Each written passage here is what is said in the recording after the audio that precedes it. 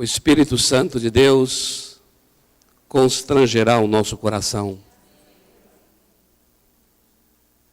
Seremos constrangidos pelo grande amor de Deus, esmagados pelo grande amor de Deus, quebrados pelo grande amor de Deus. Não tem coisa mais tremenda do que ter as pernas quebradas, no sentido figurado, é claro, pelo grande amor de Deus. E esse grande amor de Deus, de constrangendo o coração, de nos chamando para Ele, de nos chamando para Ele, de nos chamando para Ele, foi o coração que me constrangia quando orava por esse momento nosso agora aqui.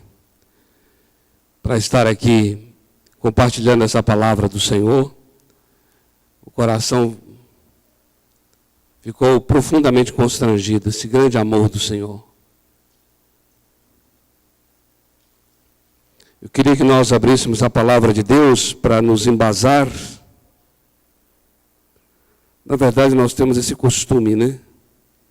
Esse costume é bom, é saudável.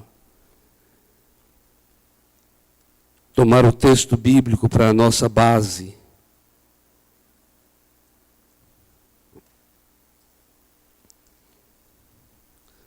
Mas nós queremos muito mais do que a leitura do texto. Nós queremos mesmo que o Espírito Santo de Deus nos constranja.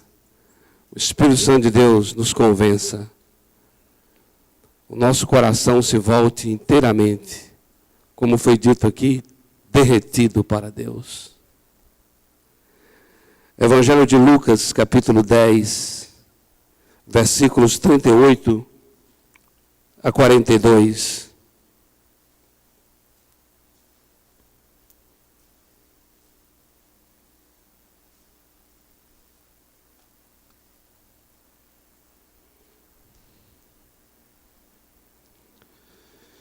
Evangelho de Lucas, capítulo 10, versículos 38 a 42.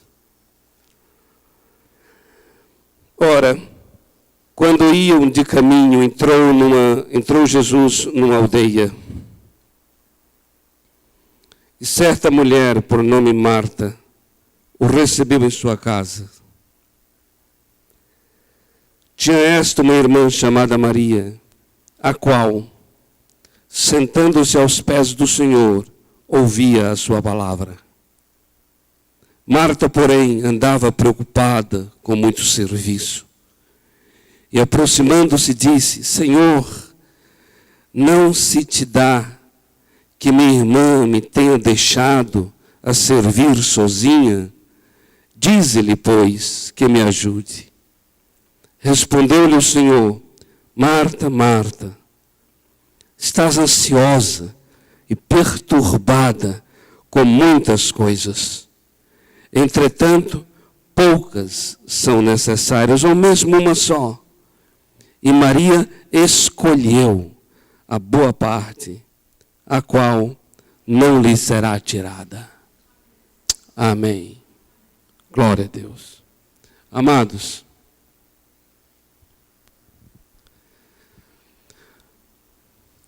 toda vez que eu vou ministrar uma palavra, é quase que toda vez, eu sempre digo assim: isso aqui que eu vou ministrar é suficiente, basta. Se a gente viver essa palavra, é mais do que suficiente. Não precisa de mais nada.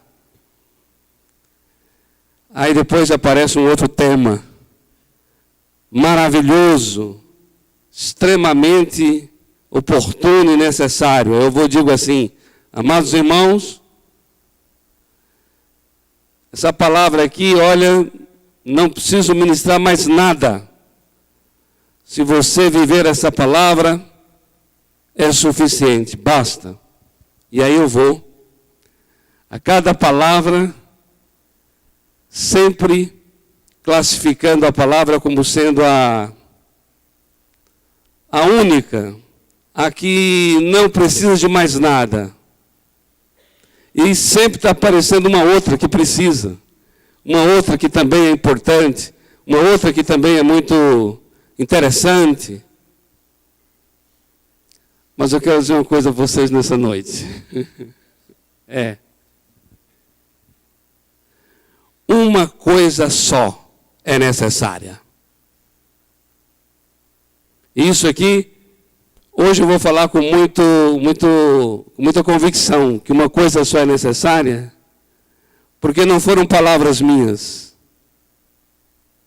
Não sou eu que estou achando que aquele tema é o mais importante. Na verdade, eu hoje ouso dizer que uma coisa só é necessária. Porque são palavras do próprio Senhor Jesus. Ele mesmo declarou: uma coisa só. E a melhor maneira de ler esse texto, o versículo 42, não é nem poucas são necessárias ou mesmo uma só. Não. O sentido mesmo real aqui é assim: uma coisa só é necessária. Uma coisa só é necessária. Isso é muito forte. Dizer que existe só uma coisa que seja necessária. Há tanta coisa que a gente tem que fazer, tanta coisa boa, tanta coisa legítima, tanta coisa importante, tanta coisa urgente. Quando a gente fala de urgente, aí é que tem tanta coisa. Mas o Senhor Jesus aqui disse a Marta, referindo-se à escolha de Maria. Maria fez uma escolha.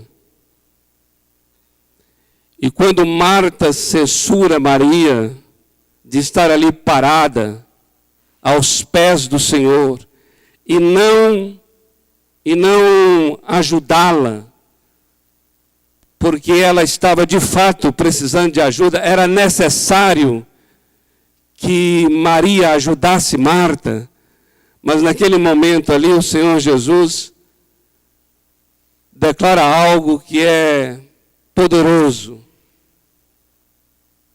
dizendo que Maria escolheu a boa parte, uma parte que não lhe será tirada,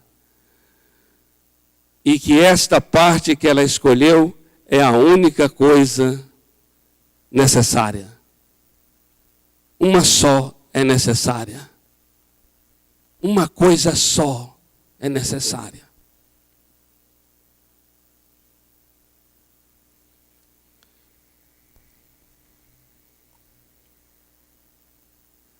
Amados,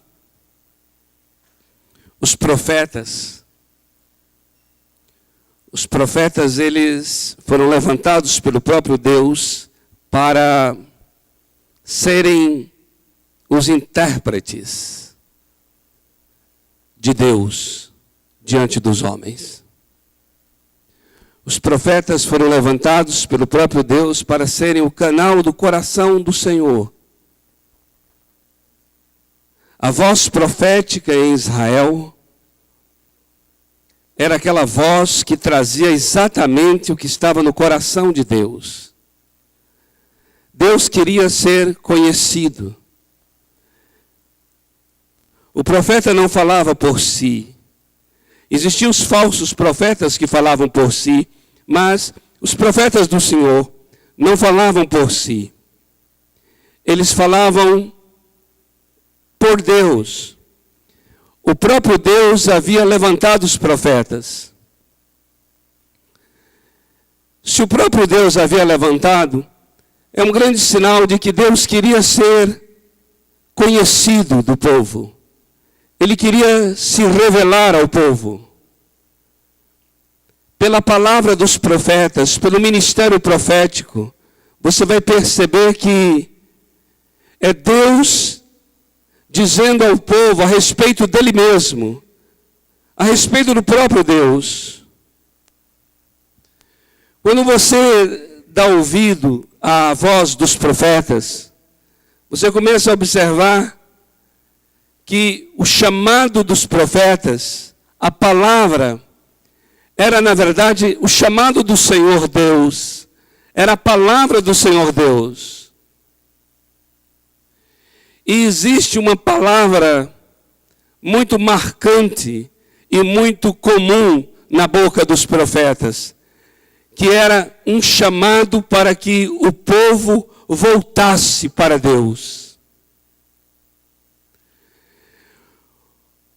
Era o techuvá, uma expressão hebraica para dizer: volta, dê meia volta, saia do caminho onde você está e volta.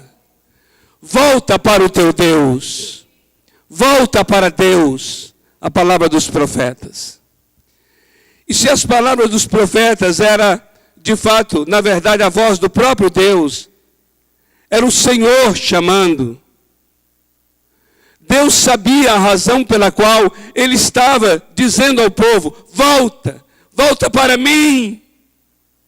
Porque Deus sabia quem Ele era para o povo. Deus sabia o que Ele significava para o povo. Deus sabia o que Ele representava para o povo. Deus sabia da sua própria identidade. Deus sabia sobre si. E o que Deus sabia sobre si é o que movia a voz desses profetas. Então, quando a voz profética vinha dizendo: volta, ó Israel, para o Senhor teu Deus, é porque Deus sabia o que esse povo encontraria nele. É porque Deus sabia que esse povo tinha uma única necessidade.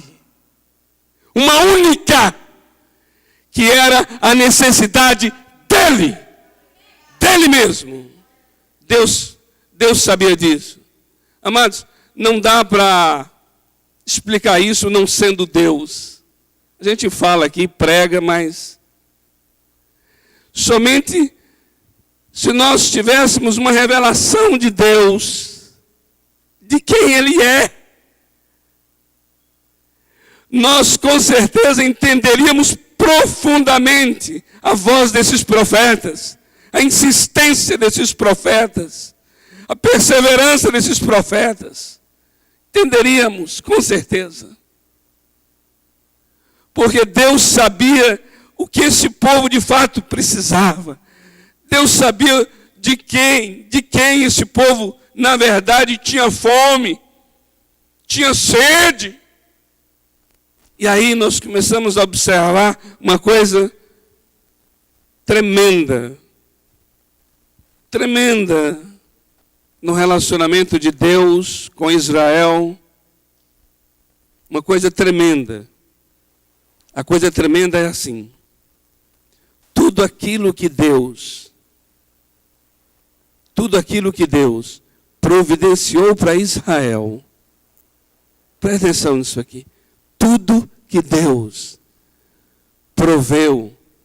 providenciou para Israel, era na verdade o Senhor Deus chamando Israel para si.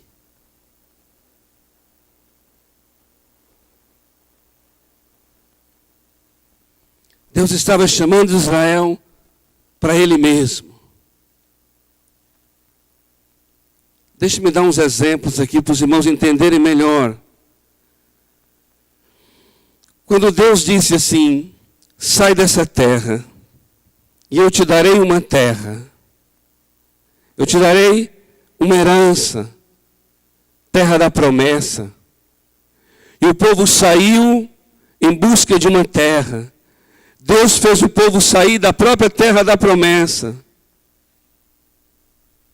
E depois Deus faz o povo desejar a terra da promessa. E Deus promete a terra da promessa ao povo. Na verdade, Deus está querendo dizer ao povo: eu sou a vossa herança. Eu é que sou a tua porção, Israel.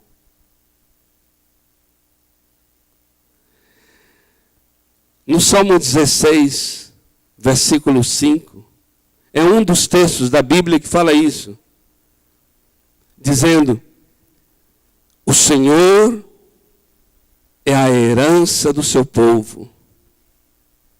O Senhor é a minha porção. O Senhor é o meu quinhão.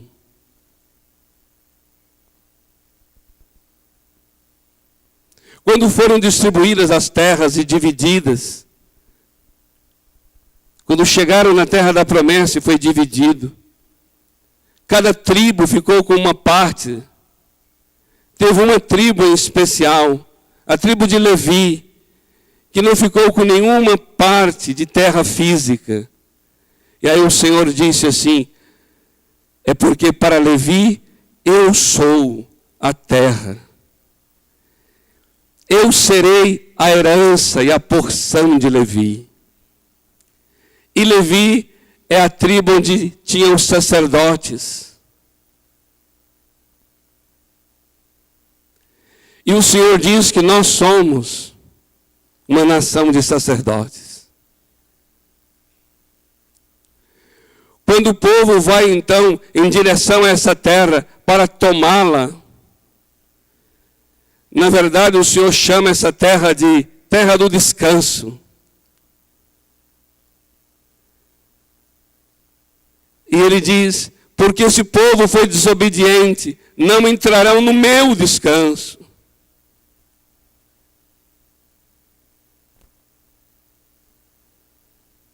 Nós temos ali uma figura de um povo que luta para entrar no descanso. Porque o descanso está na presença do Senhor.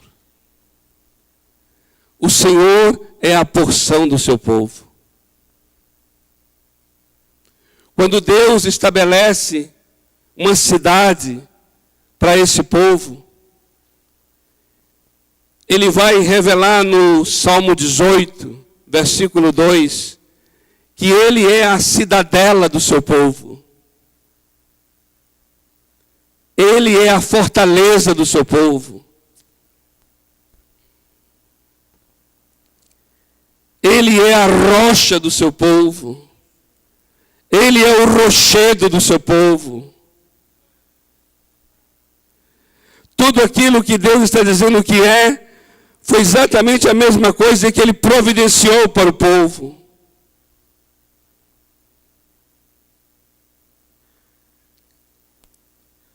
Deus estabeleceu uma cidade, Jerusalém, cercada de montes. No Salmo 125, versículo 2, ele vai dizer que assim como estão os montes ao redor de Jerusalém, assim é o Senhor ao redor do seu povo. Tudo aquilo que Deus deu ao povo, tudo aquilo que Deus providenciou ao povo, tudo aquilo que foi construído para o povo. Na cidade tem uma torre, cada cidade tem uma torre. Aí em Provérbios 18:10 diz que torre forte é o nome do Senhor. Para cada coisa que foi dada a Israel, para cada coisa que foi construída para Israel, o Senhor, na verdade, está dizendo: eu sou isso aí para ti. Providenciei para você casa. Eu sou a vossa habitação.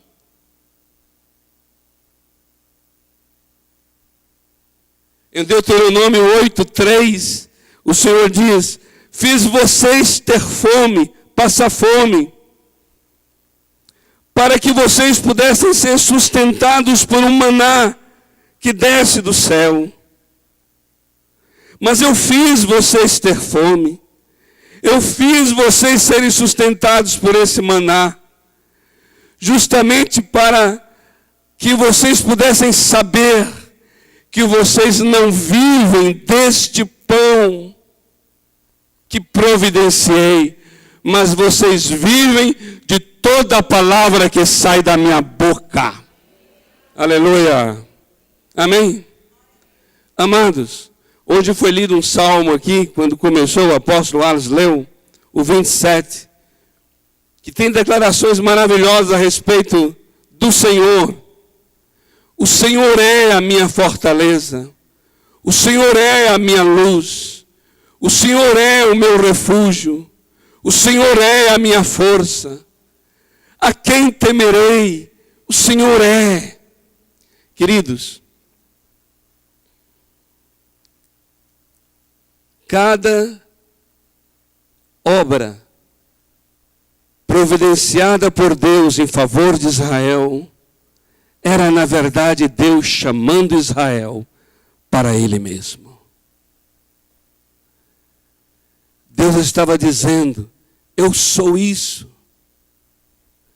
Eu estou providenciando, te dando isso, mas quero que tu saibas, eu sou isso para ti.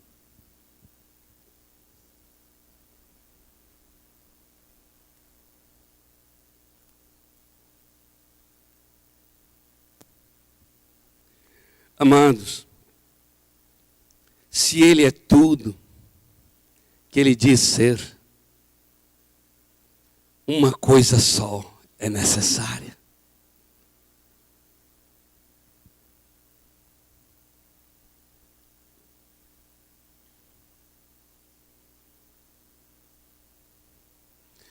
Observe Marta. Marta. O Senhor disse que Marta estava ansiosa e perturbada. Ansiedade. Interessante a palavra ansiedade, que ela dá o sentido de uma pessoa dividida. Dividida. Ela fica entre uma coisa e outra. Ela está dividida. Toda vez que você está entre uma coisa e outra, isso traz uma angústia, isso traz uma aflição, uma ansiedade. E ela estava perturbada. A palavra perturbada dá o sentido de barulho, tumulto, desordem, confusa. Então nós temos aqui Marta, uma pessoa dividida e uma pessoa confusa. Não sabe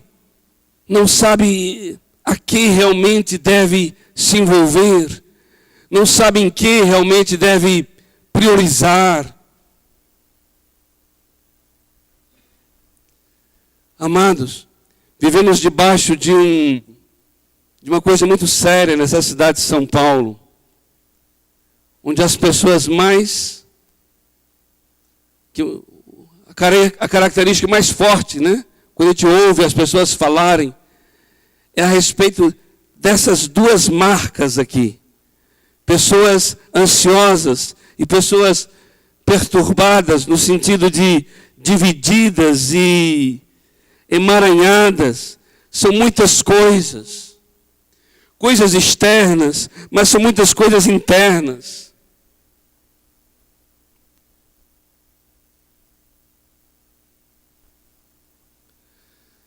São muitos embaraços, as pessoas estão cansadas.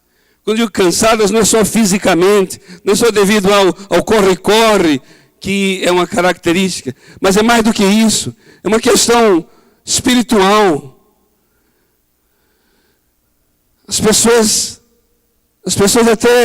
até cantam, até vêm à reunião, estão até agora aí sentadas, conseguem sentar, está ouvindo, mas as pessoas estão muitas vezes divididas, confusas, muito barulho, muitas vozes, que direção tomar, o que fazer, Isso traz cargas e sobrecargas. Isso esfria.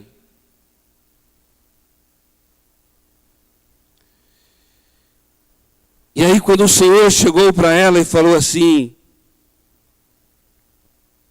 tu estás ansiosa e perturbada. Não era a atividade dela que estava recebendo a censura. Não era o que ela fazia que era ilegítimo. O que ela estava fazendo era bom. Ela até talvez estava querendo até receber o Senhor melhor ainda. Mas o Senhor Jesus, eu creio que Ele discerniu o interior dela. Ela estava uma pessoa dividida. E uma pessoa perturbada, uma pessoa confusa. Marta, Marta, uma coisa só é necessária. Por que uma só é necessária? Porque todas as coisas estão nele. E ele é tudo. Ele é tudo. Porque ele diz, uma só é necessária.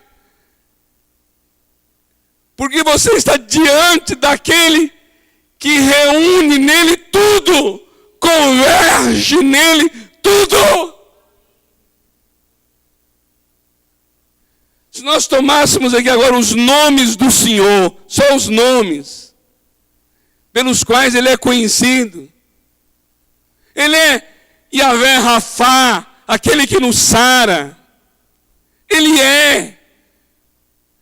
Não é Ele tem, é Ele é. Ele é Yahvé Tzidkenu, Senhor justiça nossa. Ele é Yahvé Shevaot, Senhor dos exércitos. Ele é Yahvé Shammah, aquele que está presente. Ele é Yahvé Roi, o nosso pastor. Yahvé Nissi, a nossa bandeira. Yahvé Jireh, aquele que nos provê. Ele é manancial das águas vivas. Ele é. Amados, é por causa disso que o Senhor diz assim: ela escolheu a boa parte. Porque uma coisa só é necessária. Uma coisa só é necessária. Por isso os profetas, queridos, os profetas, o clamor deles era: volta para Deus. Volta. Techuvá, volta.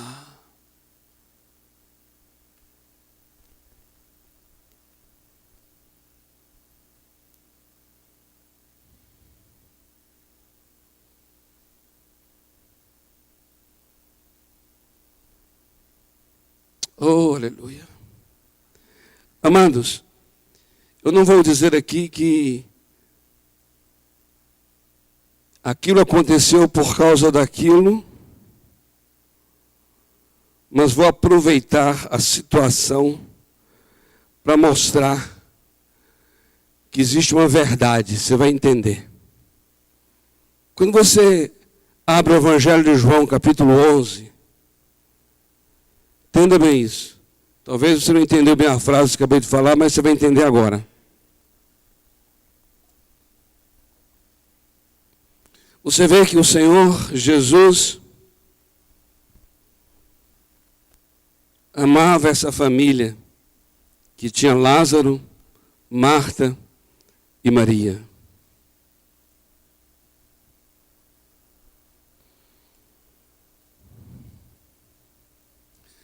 Lázaro morre.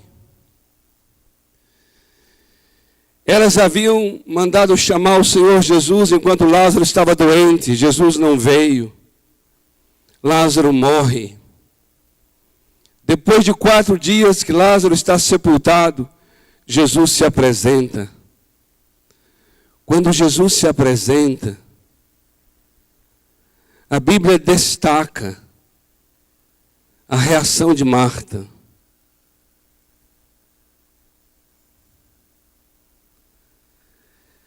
Primeiro, aquela reação mesmo de uma pessoa desesperada, uma pessoa que estava sofrendo, em que ela, sabendo que Jesus estava ali, ela corre em direção a Jesus, mas Maria não corre, Maria fica. Somente ela vai até Jesus. E chegando ao Senhor Jesus, ela declara: Senhor, se o Senhor estivesse aqui, meu irmão não teria morrido. E aí Jesus começa a dialogar com ela, dizendo: mas ele vai ressurgir no último dia, Marta. Aí ela fala: eu sei, mas ele vai ressurgir. Aí ela diz: eu sei, no último dia. Marta, eu sou a ressurreição e a vida. Quem crê em mim, ainda que morra, viverá. Crês tu nisto? É interessante que o texto nos deixa claro que ela não creu. Depois Maria vai ao encontro do Senhor, também chorando, e diz: Senhor, se o Senhor estivesse aqui, meu irmão não teria morrido.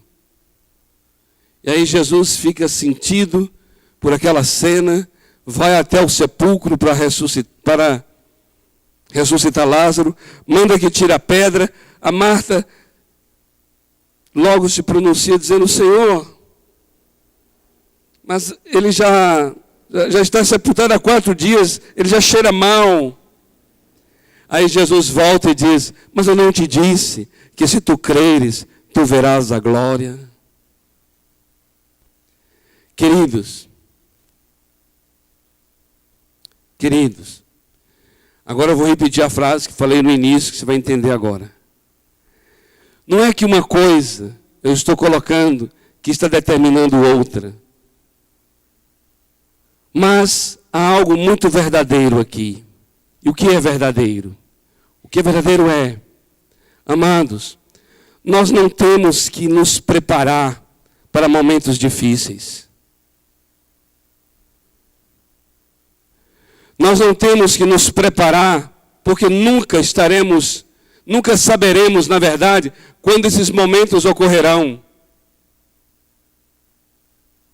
A morte de Lázaro foi um momento difícil que Marta e Maria tiveram que enfrentar.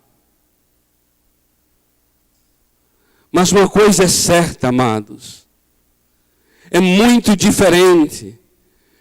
Pessoas que, de fato, a exemplo de Maria, entendem que uma coisa só é necessária. Buscam a presença do Senhor. São pessoas que sabem que uma coisa só é necessária: a presença do Senhor. Uma coisa só é necessária: a presença do Senhor. É bem diferente uma pessoa dessa quando enfrenta um momento difícil, do que aquela pessoa que está dividida, perturbada.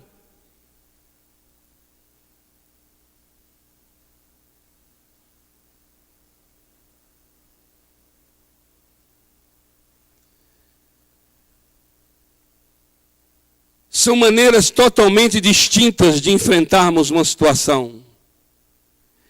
E ninguém se prepara para uma calamidade.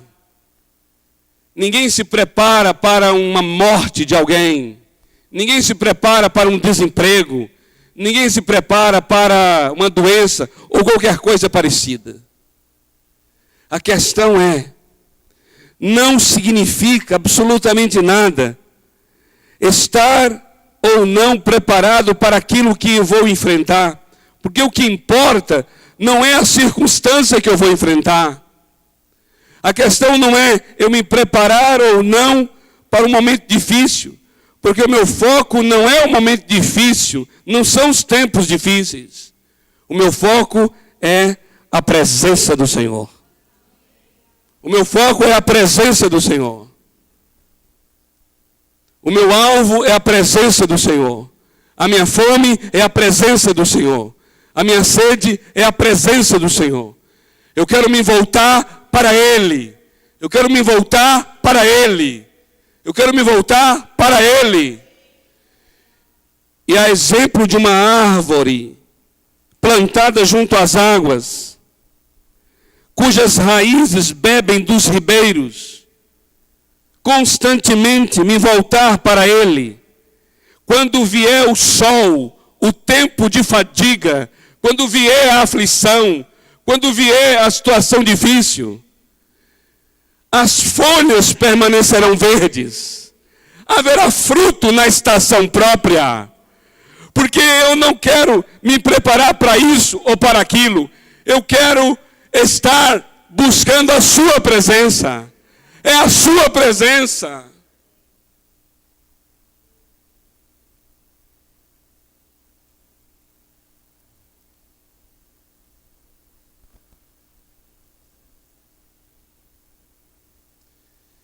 Eu quero escolher, é muito boa essa palavra que Jesus usou para Maria. Ela escolheu, ela tomou a decisão. Ela podia fazer qualquer outra coisa, que seria coisas legítimas, outras coisas necessárias, mas ela escolheu uma só, e essa única que escolheu é a única coisa que é necessária, porque uma só é necessária. Ela escolheu o que é necessário, porque é dessa escolha que derivam todas as coisas. É dessa escolha que há uma visão para o que vou fazer, que há uma direção para o que deve ser feito, que há uma revelação sobre coisas, que há abertura de portas. É dessa escolha da presença do Senhor, é dela que deriva palavras que eu preciso, curas que eu necessito. Ele é a minha cura, Ele é a minha salvação, Ele é a minha alegria, Ele é a minha força.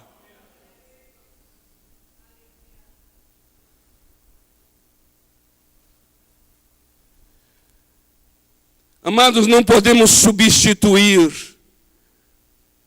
essa escolha por nada, porque senão as outras coisas vão querer tomar lugar mesmo, tomar lugar. Existem muitas técnicas para ser manso, para dominar o domínio próprio, para ter domínio próprio, dominar a natureza caída.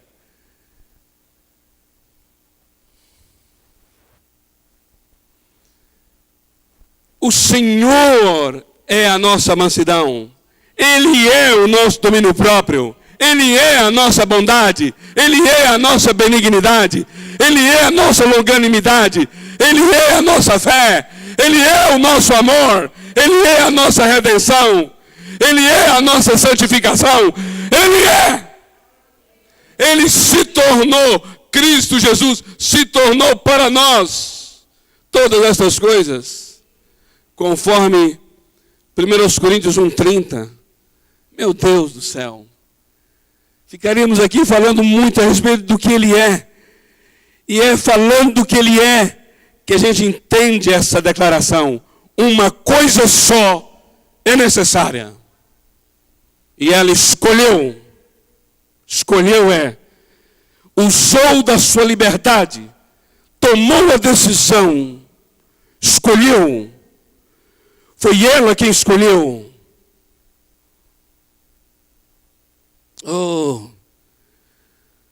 amados, o que o Senhor sempre quis ser para Israel,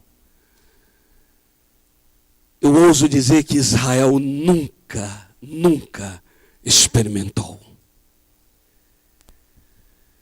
O que o Senhor sempre quis ser para Israel, Israel nunca experimentou.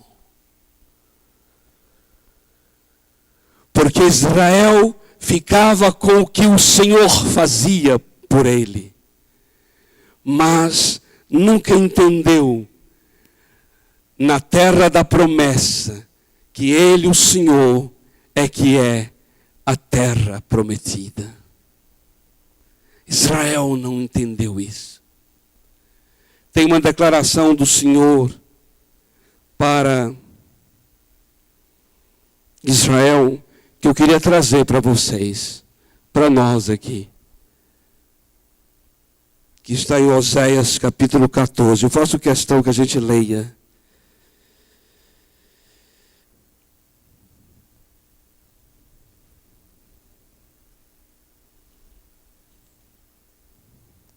Oséias capítulo 14 diz assim: volta, volta, ó Israel, volta, ó comunhão cristã, volta, ó Arles, Fúvia, Haroldo, Flávia, Robério, volta, ó Tiago, está o Tiaguinho aqui, maravilha.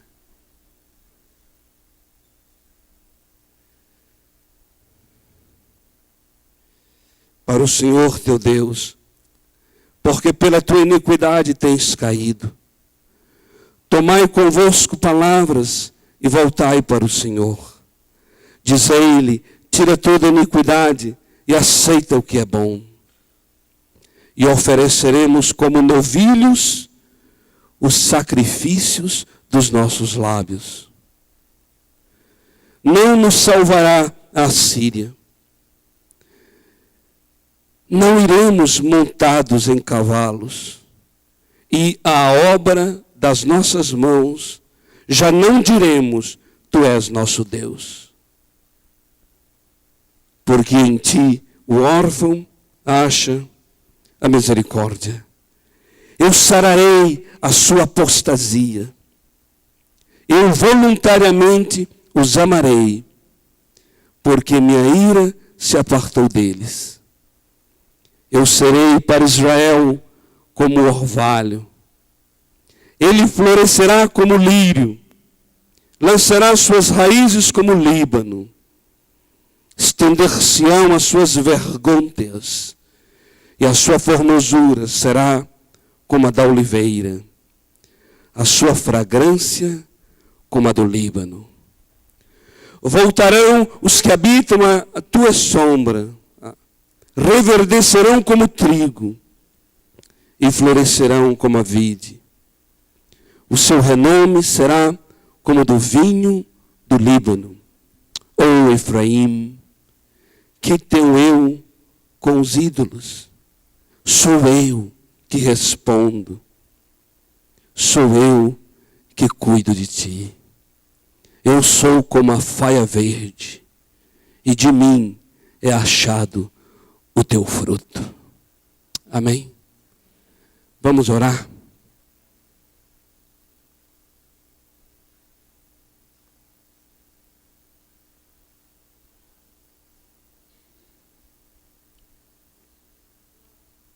Volta, volta.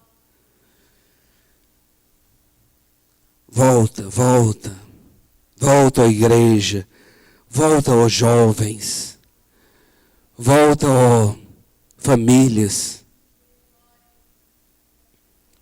Volta, homens, mulheres. Volta, ó ministérios, para o Senhor teu Deus. Sou eu que cuido de ti. De mim é achado o teu fruto. Teu fruto se acha em mim, diz o Senhor. É de mim, porque sou eu quem cuido de ti. Serei para contigo como orvalho. Volta, volta, volta para o Senhor. Uma coisa só é necessária. Uma coisa só é necessária. Oh, aleluia. Aleluia. Eis aqui o teu povo, Senhor, que atende ao teu chamado. Ouvimos a voz dos profetas, damos ouvido aos profetas. Não vamos atrás das cisternas rotas que não retêm água. Tu és o nosso manancial das águas vivas. Não trocaremos por nada. Mais vale um dia em tua presença do que 1000 em qualquer outro lugar. Voltamos nosso coração para ti.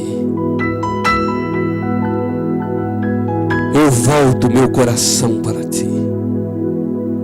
Não tenho outro bem, não tenho outro tesouro maior e melhor do que o Senhor. Meu coração se derrama e se derrete em tua presença.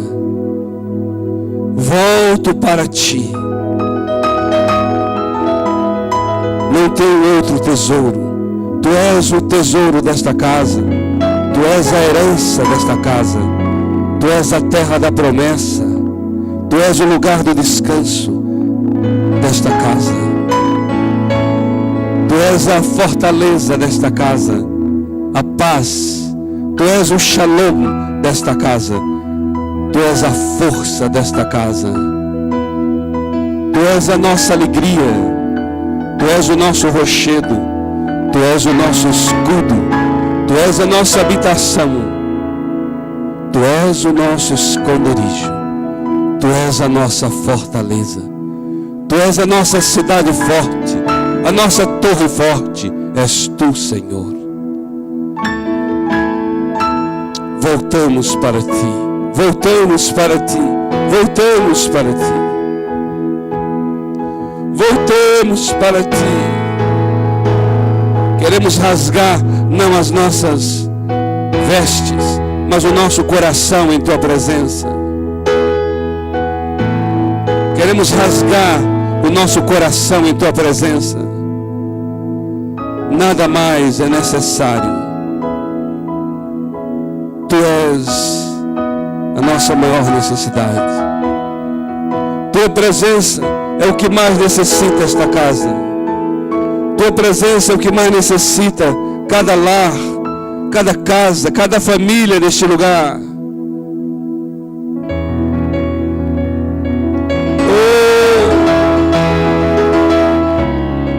Nos arrependemos dos nossos caminhos maus. Nos arrependemos das nossas trocas. Nos arrependemos das substituições. Nos arrependemos dos amantes. De buscar no nosso braço e dizer que Ele é o nosso Deus. Nos arrependemos de buscar na Síria a ajuda, de confiar em carros e em cavalos. A nossa confiança és tu, Senhor. Fazemos menção do teu nome neste lugar. Não há outro, não há outro, não há outro. O Senhor é bom e a tua misericórdia é para sempre. Não há outro igual. Não há outro que se compare a ti. Não há. Nosso coração clama pelo Deus vivo. Nossa carne clama por ti. Quão amáveis são os teus tabernáculos. Quão aprazível é o lugar da tua habitação. Voltamos para ti. Volta, ó Israel, volta, ó igreja, volta para aquele que é a tua fonte. O teu fruto é achado nele.